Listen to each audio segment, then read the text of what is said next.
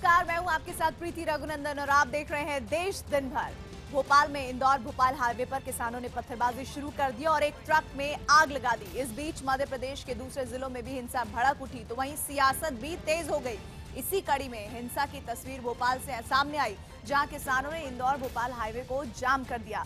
सैकड़ों की संख्या में किसानों ने नारेबाजी करते हुए सड़क जाम की और रास्ते से गुजर रहे एक ट्रक में आग लगा दी और एक बस में तोड़फोड़ की, जिसके बाद मौके पर पहुंचे पुलिस बल ने किसानों को खदेड़ना शुरू कर दिया, लेकिन किसानों ने पलटवार करते हुए पत्थरबाजी शुरू कर दी। कोई रास्ता ना सूझते देख पुलिस ने आंसू गैस के गोले छोड़ने शुरू कर दिए। तब कहीं जाकर किसान पीछे हटे, लेकिन तब तक पूरा हाईवे पत्थरों से पट चुका था। जलते हुए ट्रक की आग बुझाने के लिए फायर ब्रिगेड को बुलाया गया। किसानों और पुलिस के बीच घंटों चले संघर्ष के बाद हालात पर बमुश्किल काबू पाया गया। इसके बाद पुलिस ने हाईवे को खाली कराना शुरू कर दिया और इसके लिए पुलिस ने 2 जत्थे बनाए। एक जत्थे ने सड़क किसानों को रोकना शुरू किया, तो दूसरे जत्थे ने सड़क पर बैठे किसानों को पकड़कर हटाना शुरू कर दिया। इस दौरान पुलिस वालों ने हल्का लाठीचार्ज भी किया। तरफ जो पुलिस के जवान है, जो फोर्स है वो यह है, और दूसरी तरफ अगर आप देखें तो वो किसान वहां पर इकट्ठा हैं, जिनकी ओर से कुछ देर पहले पत्थरबाजी की गई है। हालांकि हाईवे जाम करने की कोशिश की गई थी, लेकिन यहां से जो प्रशासन और पुलिस बल था वहां इनको खदेड़ा गया। जो किसानों का आंदोलन है वो भले ही तस्वीरों में मंदसौर में कम नजर आ रहा हो, लेकिन इसकी आग भोपाल तक पहुंच गई है। प्रदर्शन के दौरान हाईवे पर जहां तहां गाड़ियां फंसी रही और पुलिस वाले ट्रकों को आगे बढ़ने से रोकते रहे, लेकिन भोपाल से उलट मंदसौर में हालात अब सामान्य होने लगे हैं। यहां प्रशासन ने सुबह 10 बजे से शाम 6 बजे तक कर्फ्यू में छूट दी, जिसके बाद यहां सड़कों पर लोग उमड़ पड़े। 3 दिन से बंद रहे बाजारों में लोगों के आने का सिलसिला शुरू हो गया। इस दौरान कर्फ्यू में मिली ढील के बाद लोग खरीदारी करने दुकानों पर भी उमड़ पड़े। सड़कों पर गाड़ियों की आवाजाही भी बढ़ गई। कर्फ्यू में मिली ढील से लोगों ने राहत की सांस ली। काफी राहत मिली है मंदसौर में। सामान लेना करने में बहुत परेशानी आई है। सबको परेशानियां उठानी पड़ रही है। हालांकि कर्फ्यू में मिली ढील के बाद भी प्रशासन और पुलिस के जवान शहर में मुस्तैद दिखे और हर चौराहे पर सतर्क नजर आए। दुकानों के साथ सरकारी दफ्तर और बैंक भी 3 दिन बाद पहली बार खुले। इससे पहले गुरुवार को भी कर्फ्यू में 2 घंटे की ढील दी गई थी। लेकिन मंदसौर के पिपलिया मंडी में कर्फ्यू अभी भी जारी है। यहां सुरक्षा बलों के जवान की भारी तैनाती की गई है। हालांकि नेशनल हाईवे को खोल दिया गया है, लेकिन पुलिस के जवान हाईवे पर मुस्तैद दिखे। पिपलिया मंडी में सन्नाटा पसरा हुआ है, तो वहीं हाईवे के किनारे ट्रकों के धुएं अभी भी निकल रहे हैं। ये ट्रक आंदोलन के दौरान किसानों के गुस्से का शिकार हुए थे, जिन्हें आग के हवाले किया गया था। वहीं यहां के टोल प्लाजा से भी गाड़ियों की आवाजाही शुरू हो गई है। हालांकि टोल प्लाजा पर हुई तोड़फोड़ के बाद अभी यहां टोल वसूली फिलहाल बंद है। उधर आंदोलन कर रहे किसान संगठनों के नेता अभी भी नरम रुख अपनाने को तैयार नहीं। राष्ट्रीय किसान मजदूर संघ के अध्यक्ष शिव कुमार शर्मा ने शिवराज सरकार पर निशाना साधा और किसानों पर जानबूझकर गोली चलाने का आरोप लगाया। ऐसी हालत इसलिए आई कि सरकार ने उद्देश्यपूर्ण ढंग से गोली चलाई आंदोलन को कुचलने के लिए। पहले किसान को बुलाया चर्चा के लिए, और बुलाने के बाद 1.5 मिनट बात की और फायरिंग चालू कर दी। शिव कुमार शर्मा के मुताबिक शनिवार को किसान संगठनों की बैठक में आगे की रणनीति तैयार की जाएगी। हालांकि आंदोलन और सियासत के बीच किसानों की सुध लेने वाला कोई नहीं। इसकी तस्वीर मध्य प्रदेश के रायसेन जिले से सामने आई, जहां कर्ज से परेशान एक किसान ने खुदकुशी कर ली। किसान के ऊपर बैंक का भारी कर्ज था। कर्ज के मारे साहब बैंक से 10 लाख करीब विदिशा का था, कुछ लोकल का था। किसान की मौत के बाद उसका शव पोस्टमार्टम के बाद परिजनों को सौंप दिया गया।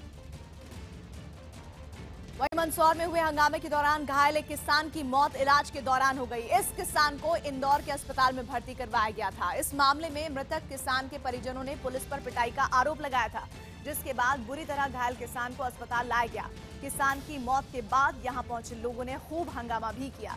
हालांकि इस दौरान मौके पर पहुंचे कांग्रेस नेता की सियासत कैमरे के सामने पकड़ी गई। वो मृतक किसान के पिता को कैमरे के सामने बोलने के लिए समझाते दिखे। कांग्रेस नेता ने इस दौरान वहां मौजूद अधिकारियों से खूब बहस भी की। इस बीच दो कांग्रेस नेताओं के वीडियो भी सामने आए हैं जिनमें दोनों नेता भीड़ को हिंसा के लिए उकसाते नजर आ रहे हैं। इसमें पहला वीडियो करेरा की कांग्रेस विधायक शकुंतला खटीक का सामने आया है, जिनके नेतृत्व में सैकड़ों की संख्या में कांग्रेस कार्यकर्ताओं ने शिवराज सिंह का पुतला फूका। नारेबाजी कर रहे कांग्रेस कार्यकर्ताओं ने पुतले को घेर रखा था। इसी दौरान आग बुझाते हुए कांग्रेस विधायक शकुंतला के ऊपर पानी गिर गया, जिससे भड़की कांग्रेस विधायक ने कार्यकर्ताओं से खुलेआम थाने में आग लगाने को कह डाला।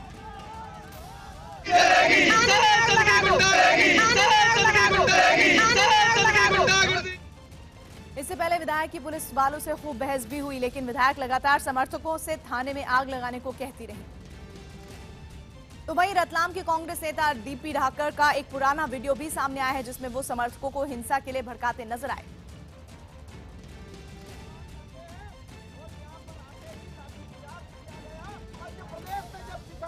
इन दोनों वीडियो के सामने आने के बाद कांग्रेस की ओर से सफाई भी दी गई। कांग्रेस नेता रणदीप सुरजेवाला ने अपने नेताओं के बयान से पल्ला झाड़ लिया।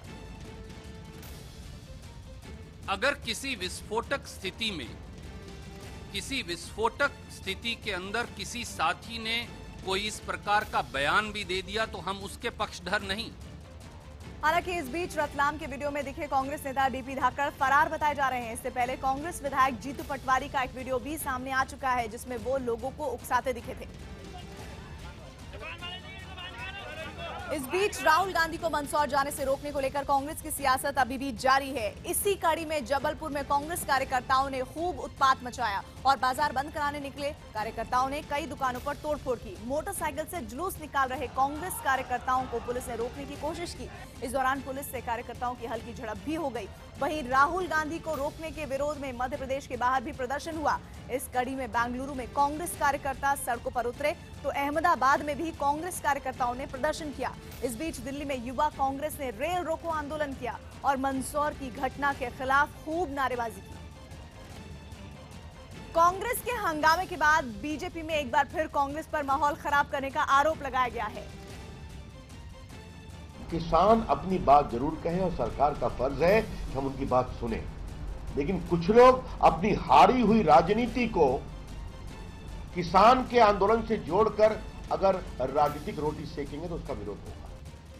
वहीं केंद्रीय गृह मंत्री राजनाथ सिंह ने किसानों के लिए सरकार के कामों को गिनाया। राजनाथ सिंह जयपुर पहुंचे थे। हमारे प्रधानमंत्री ने यह भी फैसला किया, कहा हमारे हिंदुस्तान के किसानों की आमदनी आज जितनी है उसकी 2022 आते आते ठीक 2 गुना हो जाए। यह भी फैसला हिंदुस्तान के इतिहास में पहली बार किसी सरकार ने किया। हालांकि कांग्रेस नेता मल्लिकार्जुन खड़गे ने बीजेपी नेताओं के दावे खारिज किए।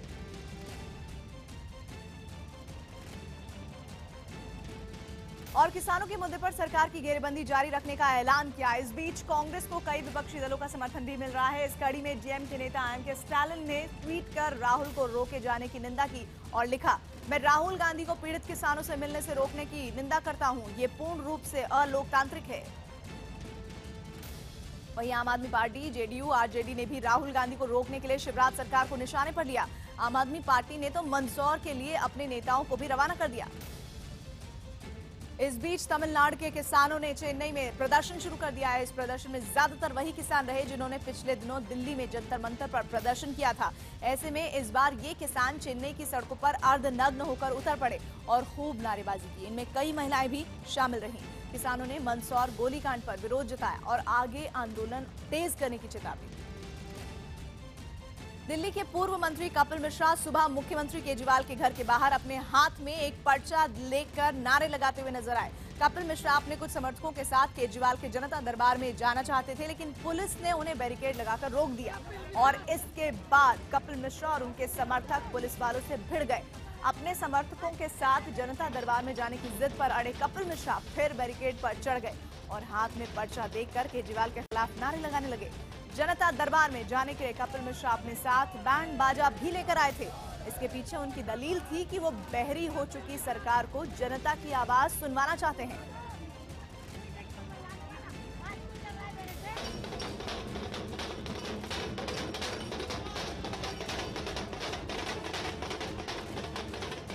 कपिल मिश्रा अपने साथ आए करीब 20 समर्थकों के साथ जनता दरबार में जाना चाहते थे, लेकिन जनता दरबार में कपिल सिर्फ 2 लोगों को ही जनता दरबार में ले जाने की इजाजत उन्हें दी गई थी। इसी वजह से पुलिस उनको अंदर जाने से रोक रही थी। इस भिड़ंत में ही जनता दरबार का वक्त भी खत्म हो गया, लेकिन कपिल मिश्रा ने ऐलान किया कि वो फिर से जनता दरबार में आएंगे।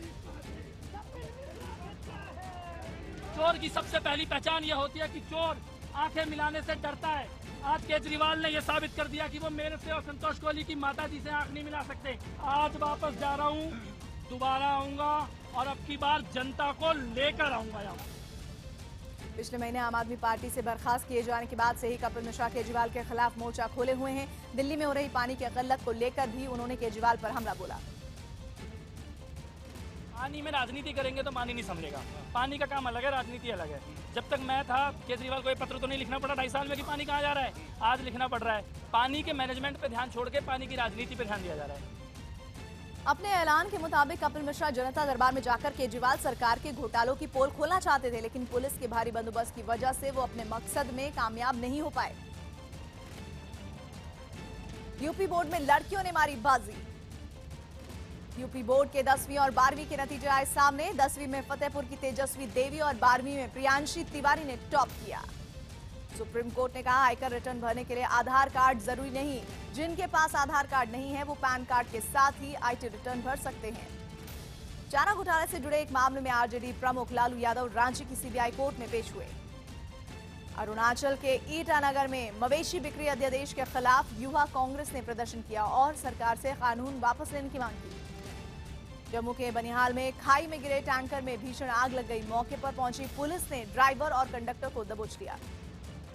अनिल कुंबले टीम इंडिया के कोच बने रहेंगे। सूत्रों के मुताबिक बीसीसीआई एडवाइजरी कमेटी ने अनिल कुंबले के नाम पर ही मुहर लगाने का फैसला किया है। जम्मू एयरपोर्ट से बाहर निकले कुछ यात्री अपनी चोट दिखाने लगे। दिल्ली से जम्मू पहुंचा एयर इंडिया का विमान अचानक लैंडिंग के वक्त हादसे का शिकार हो गया और विमान के यात्री जब जम्मू एयरपोर्ट से बाहर निकले तो वो अपनी चोट दिखाने लगे।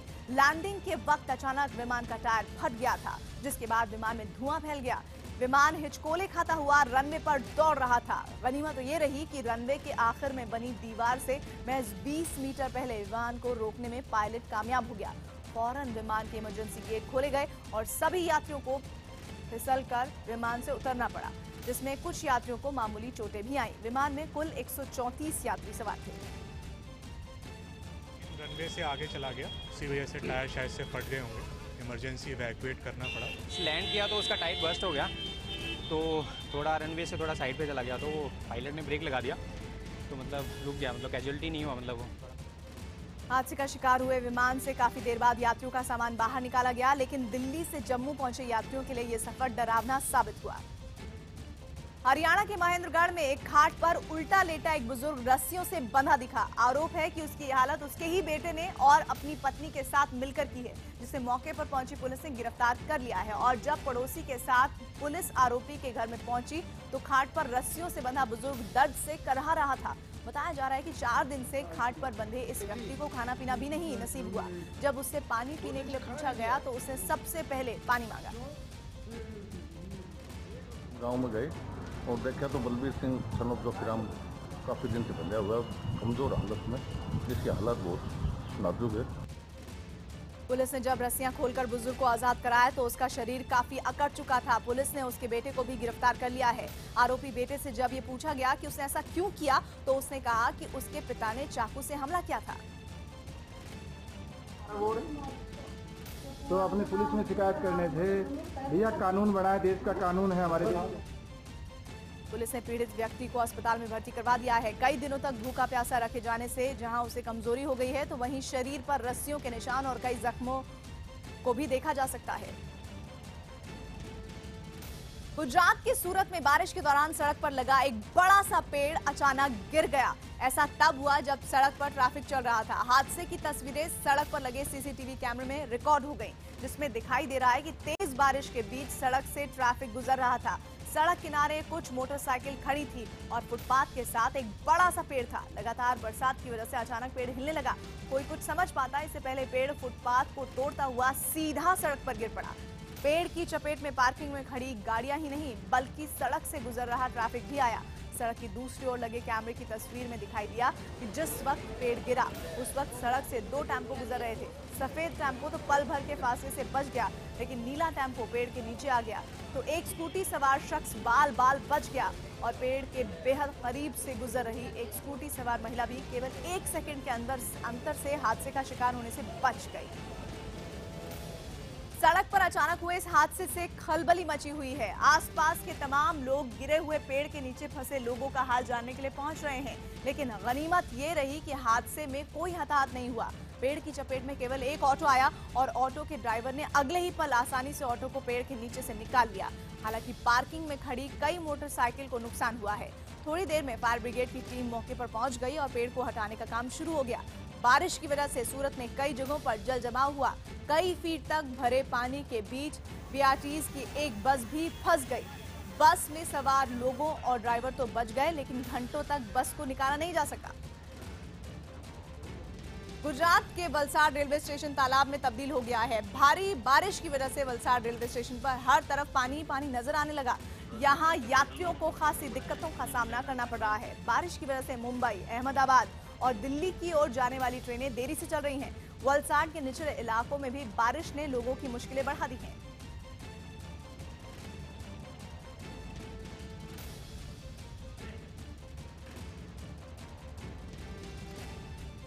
राष्ट्रपति पद के लिए शिवसेना ने फिर की भागवत के नाम की वकालत। शिवसेना ने अपने मुखपत्र सामना में एक बार फिर राष्ट्रपति पद के लिए आरएसएस प्रमुख मोहन भागवत के नाम की वकालत की। तेलंगाना से कांग्रेस के राज्यसभा सांसद पल्लवी गोवर्धन रेड्डी का हिमाचल प्रदेश के कुल्लू में दिल का दौरा पड़ने से निधन हो गया। जेडीयू नेता शरद यादव ने भीमसेना का बचाव करते हुए योगी सरकार की मंशा पर उठाए सवाल। एक शादी समारोह में हिस्सा लेने मलेशिया गए एमडीएम के नेता वाइको को एयरपोर्ट पर जांच के बाद वापस भेज दिया गया। 21 जून को अंतर्राष्ट्रीय योग दिवस के मौके पर पीएम मोदी लखनऊ मेट्रो को हरी झंडी दिखा सकते हैं। योगी सरकार ने अपनी और मोदी सरकार की उपलब्धियों को जनता तक पहुंचाने के लिए सबका साथ सबका विकास नाम से एक बुकलेट छपवाई। कानपुर, इलाहाबाद समेत देश के 23 रेलवे स्टेशन के रखरखाव का ठेका रेलवे निजी कंपनियों को देगा। यूपी के कैबिनेट मंत्री श्रीकांत शर्मा ने आरोप लगाया कि उन्हें पिछली सरकार से खराब व्यवस्था मिली।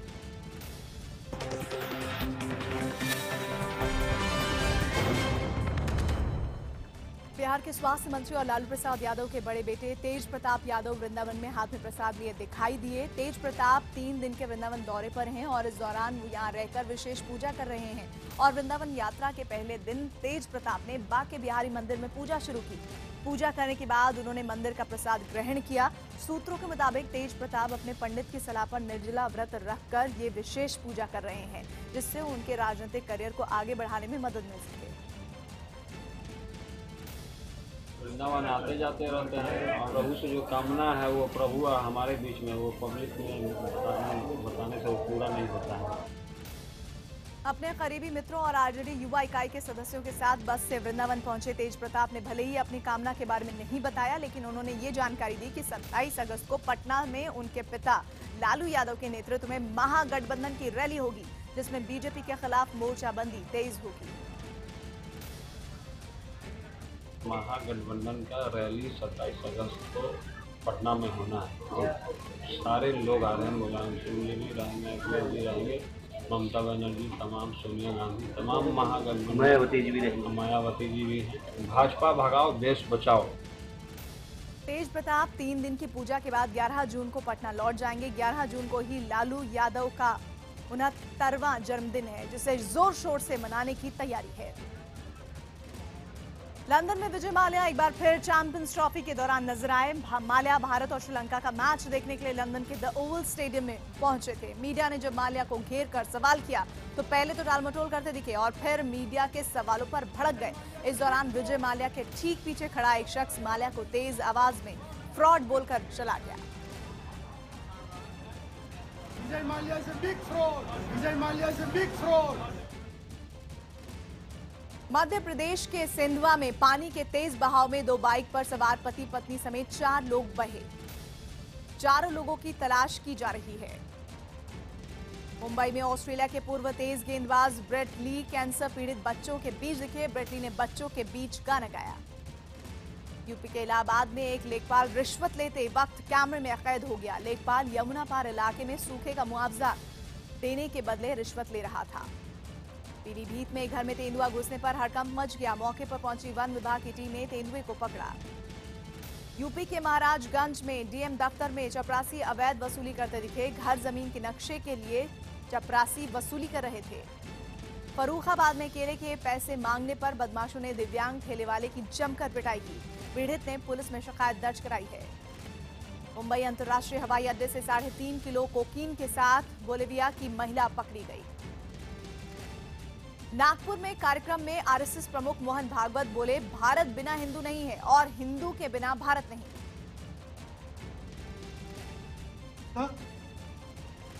अभिन्न है। भारत के बिना हिंदू नहीं, हिंदू के बिना भारत नहीं। देश में गाय पर छिड़ी बहस के बीच मोहन भागवत ने भी अपनी राय रखी। कांग्रेस का अधिवेशन हुआ, क्या तिलक जी अध्यक्ष बनने वाले थे, लेकिन उनका निधन हो गया। बाद में अध्यक्ष कौन बने, बहुत प्रयास हुए, अंत में महात्मा गांधी उसके अध्यक्ष बनकर आए। उस अधिवेशन की व्यवस्था का पूरा भार डॉक्टर हेडगेवार ने संभाला। कश्मीर घाटी में आतंकवाद फैलाने वाले आतंकी संगठन हिजबुल मुजाहिदीन ने सब्जार भट्ट के मारे जाने के बाद हमार खान को नया कमांडर बनाया है। जानकारी के मुताबिक आतंकी हमार दक्षिण कश्मीर के त्राल का रहने वाला है। हाल ही में सुरक्षा बलों ने मुठभेड़ में हिजब कमांडर सब्जार भट्ट को मार डाला।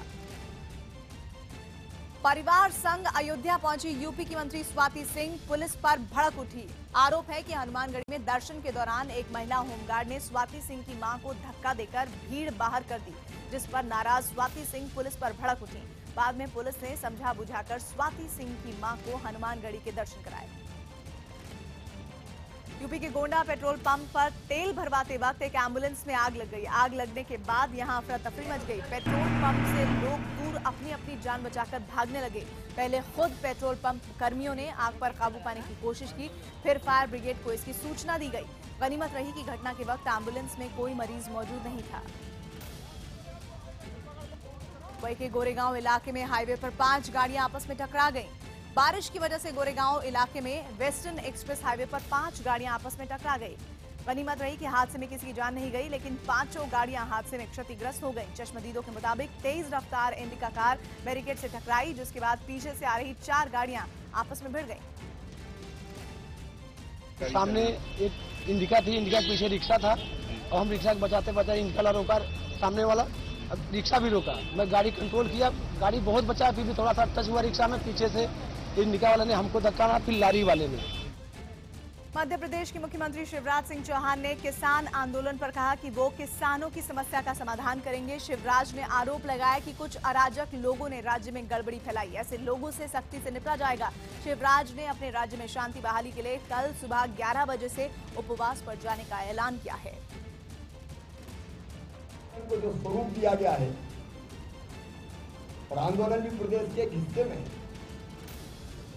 कुछ लोगों ने इसको अराजक बनाने का प्रयास किया।